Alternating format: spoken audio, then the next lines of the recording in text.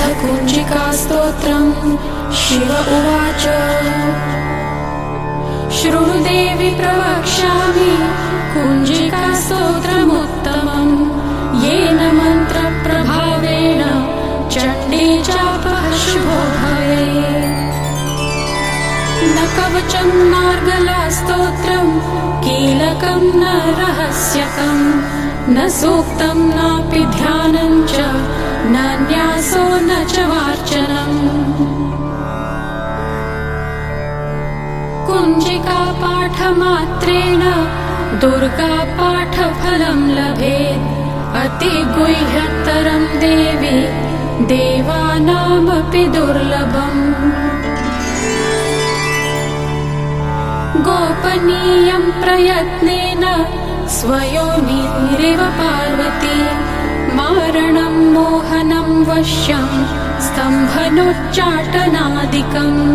पाठमात्रेण संसिद्ध्येत् कुञ्जिकास्तोत्रमुत्तमम्। अथ मन्त्रः। ॐ ऐं ह्रीं क्लीं चामुण्डायै विच्चे। ॐ ग्लौं हूं क्लीं जूं सः ज्वालय ज्वालय ज्वल ज्वल प्रज्वल प्रज्वल। ऐं ह्रीं क्लीं चामुण्डायै विच्चे। ज्वल हं सं लं क्षं फट् स्वाहा इति मन्त्रः। नमस्ते रुद्ररूपिण्यै नमस्ते मधुमर्दिनी। नमः कैटभहारिण्यै नमस्ते महिषार्दिनी। नमस्ते शुम्भहन्त्रै च निशुम्भासुरघातिनी। जागृतं हि महादेवी जपं सिद्धं कुरुष्व मे। ऐङ्कारी सृष्टिरूपायै ह्रीङ्कारी प्रतिपालिका। क्लीङ्कारी कामरूपिण्यै बीजरूपे नमोऽस्तु ते। चामुण्डा चण्डघाती च यैकारी वरदायिनी। विच्चे चाभयदा नित्यं नमस्ते मन्त्ररूपिणी।